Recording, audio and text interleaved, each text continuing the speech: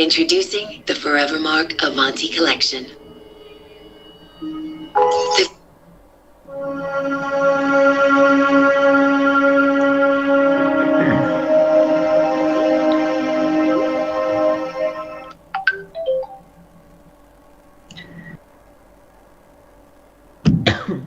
Hello and welcome all. We'll just wait for a few more minutes, Hariket, if that's okay, and then we'll quick start it. Yeah, yeah, sure. Yeah, thank you.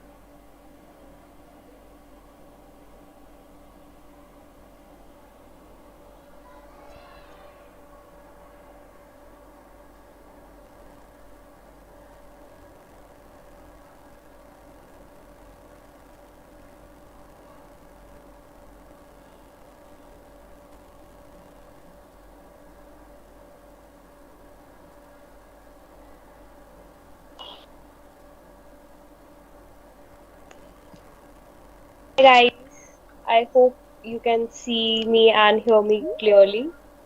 Just give me a thumbs up if you can. Yes, we can. Okay, thank you.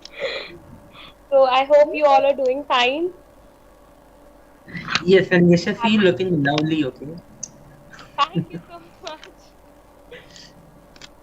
I hope everyone is doing good, and I hope this learn session will be a very exotic experience for you. Not exotic, like it will be a good learning experience, a fun one. So we'll shortly start, like in just 2 minutes, waiting for a few more people to join in. Wait, just I cannot. Sorry. Yeah. Hello. Yeah, guys, please ask your friends to join quickly. It's already time. By 6:05, I guess we should start the session, okay? Anyhow, so.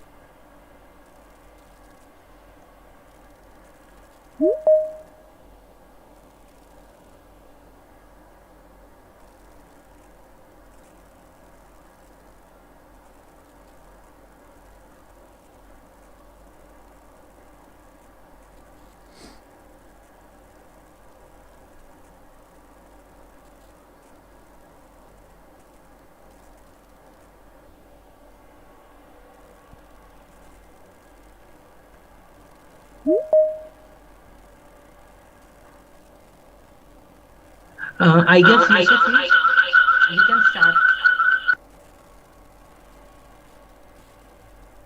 Okay, so we'll start now, I guess. So, good evening, everyone. Like, thank you for joining. So today, I, Yashasvi, will be a host, and I hope this session will be a great learning experience. I represent Checked It, which is a student-led initiative whose objective is to serve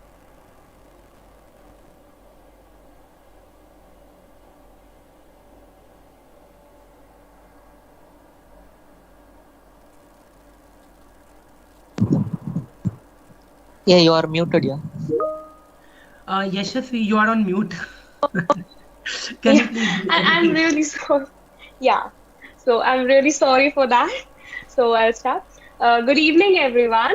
Thank you for joining. So today I, Yashasvi, will be a host, and I hope this session will be a great learning experience.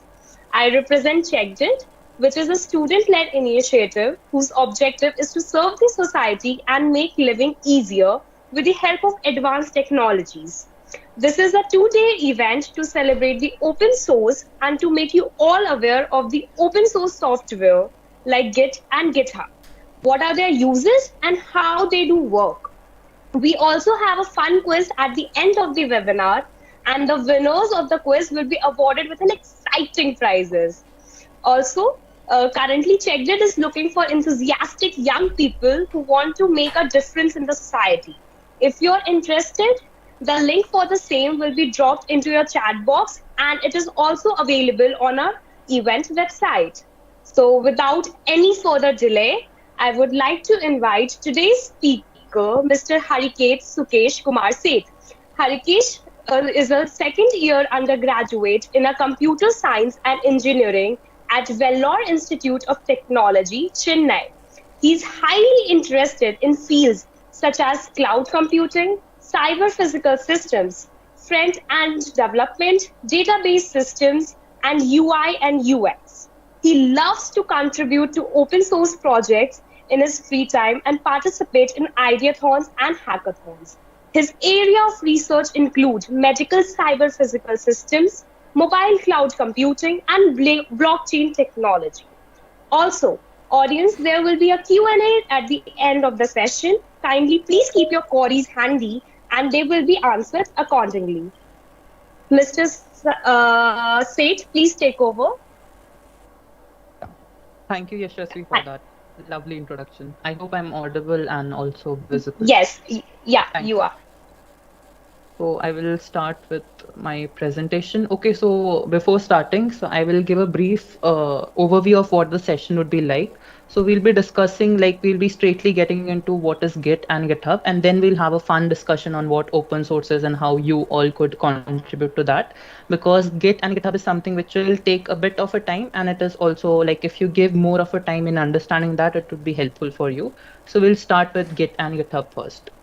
So I hope my screen is also getting shared. Yes, it is. Yeah. So then let's learn with Git. So yeah, let's learn Git, GitHub, and open source. So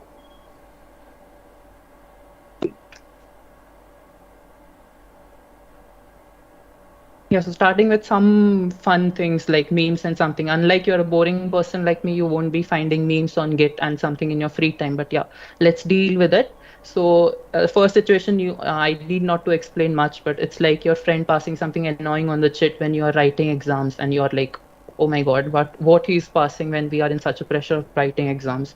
So that is what happens with Git a lot, because there are a lot of commands, and I'm like actually specifying it right now. So there are a lot of commands. So there are chances of you getting somewhat confused or somewhat like, okay, why are there so much of commands when we can do it with a single command and all of that. So that is it for the Git right now. And it's like a lot of things are there in Git to learn, and you will explore it with time. So at present, it's actually necessary if you know the basic commands, and then you move forward with learning about what are their attributes and some kind of variations. So second command, so the second meme is something which actually you would realize when you start working on open source projects, where you actually have to write commands in your terminals, and you would be very much confused of what exactly is the kind of order of the command. So you, as you can see in the picture, it's like git add remote origin, or you have to write remote first, and all that confusion occurs. And the third one, we'll have a broad discussion later on where we will fight on whether GUI is better or command lines are better. Okay, so this would be the brief overview and kind of a planned agenda for the session, where we'll be learning about Git, and then we'll have a short live demo also, and then we'll go to the fun part of open source. So let's get started then. If you want to follow with along with me in the live demo, so you can just install Git in your systems. If like I'll be giving the live demo, so you can follow that along with me while I'm executing some of the commands and showing you how Git works. So I will also like forward one of the links in your chat so that you can actually access links for downloading.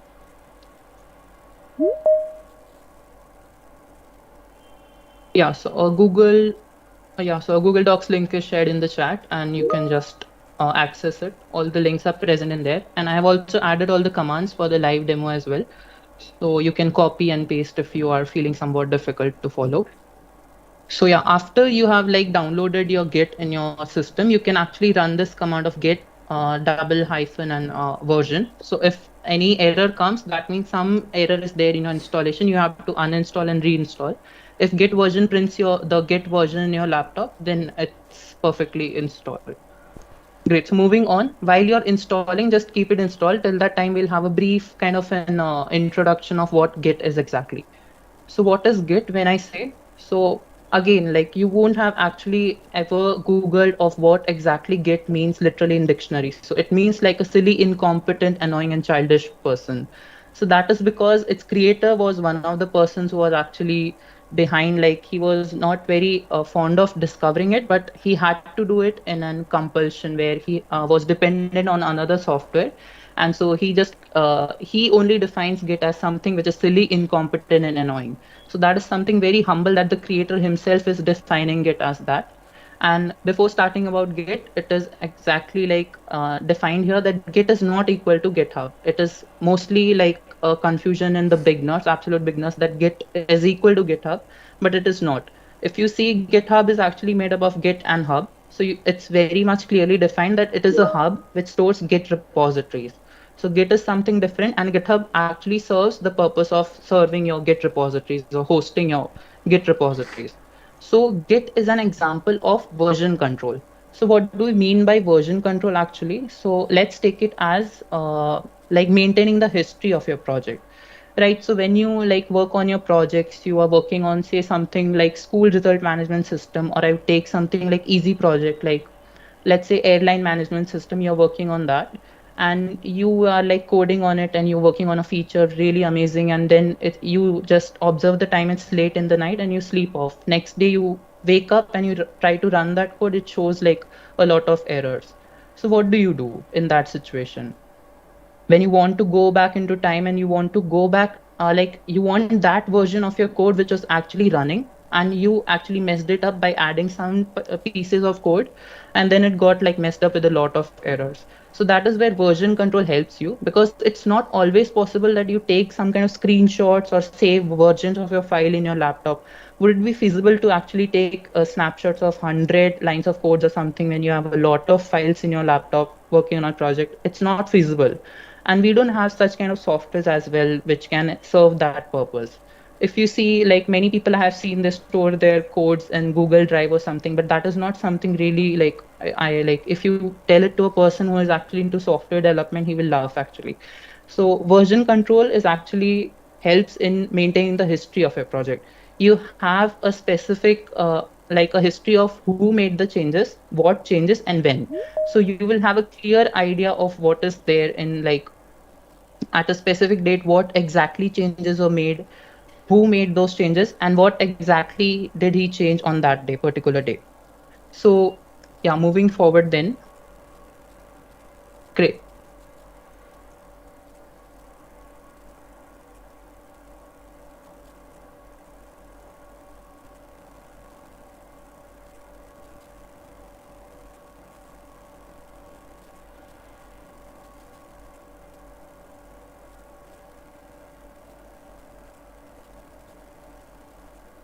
You're muted. Hariket, you are mute. Okay, yeah. So yeah, as I said, it efficiently is used in working like together or collaborating on team projects, and as well as when you are actually working on individual projects as well. So it is also one kind of a like misconception that you can use Git only when you are working on group projects. No, it is not. So after that, so then obviously what is the last option we have left is, let's obviously you have to learn Git only.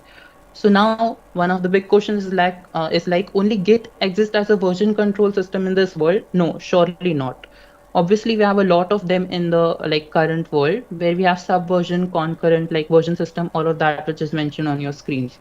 But Git is something like where does Git like where does the Git actually has the difference on all of these systems is that it's actually very flexible when you see.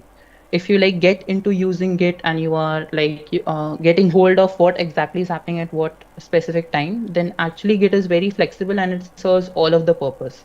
If you like check out the Git documentation online ever, if you get time, then you will see that there are a lot of features which actually people don't use, but they are really useful. And these systems, all of these are so much of disadvantages that Git actually counters them a lot. So Git is also like officially defined as a distributed version control. So that, as I said, it actually is helpful when you're working on group projects. So unlike centralized, what happens that if a server goes down, something like you are working on, like, okay, I'll take a really common example of CBSE results or something. So you will see that on the results day, the website goes down. That is because they have a centralized server of something. So that goes down, and because of that, access to everyone is actually blocked. So no one is able to access the website until and unless they do, like, there is a less traffic on their website. So that is what centralized system have a disadvantage. But Git is a decentralized or kind of a distributed system. So you can work on any laptop, you can work on any system, you can work on any device, anywhere, anytime, and kind of a very flexible system it is. So yeah, these are all the misconceptions and all of that which people feel. So we'll just skip that slide. So where is the problem then? So this is actually the table which defines all of the problems. This is because many systems you use these days have a lot of syntax and commands. If you are learning Python, you are learning C, you will feel that, yeah, there's a sort of difference in both the languages. You have to follow a basic syntax, you have to follow some kind of structure in that. Python, you have to maintain the indentation, and you have in C, you have to maintain the semicolons and commands. So there is a lot of syntax. So that is what the problem with people is, because people do switch on to technologies when they discover something new. So they feel it very hard to actually adopt to their normal lives when they're working. But if you are actually starting with Git, then it's a really good choice because it has almost all of the purposes which you want. Great. So now we are talking, like we talked about Git. So now this is one of the things which is commonly heard, which is repository. So what is a repository? So like ignoring what all, like it's a like kind of broad description given on the screen, but it's simply like your folder only, like whatever you have on a computer. It's like a simple folder that can actually track changes. So unlike a simple folder, it can't, like if you have a simple folder, it can't track changes, but a Git repository can track changes. So as I also previously mentioned, it actually maintains a history of who made what changes and when. So I will show you what this who made what changes and when statement means. This is kind of an important description which we have to give when we are defining Git. And this is also one of the things which we'll hear a lot. So I'll just give a really short description about this. Local repository is something which you have in your own laptop, and remote repository is something which you have it or online or something which is hosted. So you can take it as local repository in your own laptop, and remote repository is something which you have it on GitHub. So that is the main difference between local repository and remote repository. So these are the terms which are commonly heard, and you would have, like, people would talk and describe, so you will feel confused what is a local and Git repository. So yeah, if you have installed now, so we'll move forward with the demo, because yeah, again, if we keep on talking about Git a lot, people will feel kind of deviated. So it's better if we have a demo and also explanation at the same time. So if you have like downloaded your Git software from the website, which was mentioned in the Google Docs, you can run this command which is shown on your screen. Because as I said before, who made what changes and when, so you have to specify Git who you are actually. So you have to give your global username. You can put any username, it needs not to be same as your GitHub account. Let's keep GitHub aside for a bit right now. So you can keep any name and you can give any email address you want, but let it be some kind of legible, your own email address. Don't give a vague email address there. And all of the temporary, like secondary commands mentioned on the screen are not necessary, but you can actually try it out in your free time. This color UI auto and something, these are setting your color preferences in your Git bash. So this is one of the important slides which I would like to explain before moving on to demo. So we have three major what kind of stages in our Git when you're working with Git. So one of them is this untracked, and this is staged and committed. Modified is something which I've added on my own, but it's necessary, so I've added. So untracked is something when you actually create files, add files or something, like modify files. So this is like, you can take it as when you are participating in some hackathons, or like you're doing something activity in your school and you won something, but you didn't tell your friend. So how will he know? So unlike that, if you are not telling Git what exactly you're adding, it will not track that unless and until you specify, I want to track these files. It will not actually touch those files. So that is untracked when you are creating new files. So Git would actually show it as untracked. So this is one of the stage you will get in your Git. And then when you actually specify that, okay, I want to track the changes of this particular file, then you bring them to the staging area. This is where you actually create a grouping kind of a thing. So you stage all of the things which you want to bring and which you want to store, and you bring it to the staging area from the untracked version. After staging, you actually commit these files, and as you can see, it permanently stores the snapshot to the Git directory. So this is the main thing which actually maintains the history. Commit is the one thing which is responsible for history. Staging and untracked is not necessary for your history. It will not show any history of these things, but committed is something which will actually show in your Git repository if you're like maintaining it. So we'll see all of these things. What is it? Committed, you can also take it as some kind of index of the book. So you have all the things written on in a specific order. So that is what committed means. Now, if you modify after committing, what happens if you modify after committing? It actually returns back to the staging area and you have to create a new commit. So that is what the difference between like untracked and when you modify it after staging it. So modify, if you modify, it will again return back to staging. But untracked is something which is actually it will not touch those files completely. So unlike, so you have to actually specify, okay, I want to add these files to your history, like version control system, then only it will track. So yeah, this is again one of the explanations given for untracked, stage, and committed. So yeah, let's, I think I'll skip these slides of the commands and we'll see actually what happens in our demo. So, okay, great.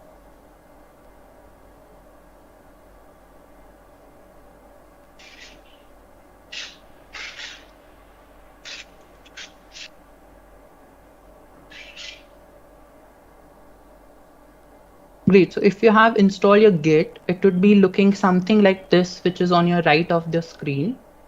And I hope it's visible. Like I hope it's getting shared, right? Or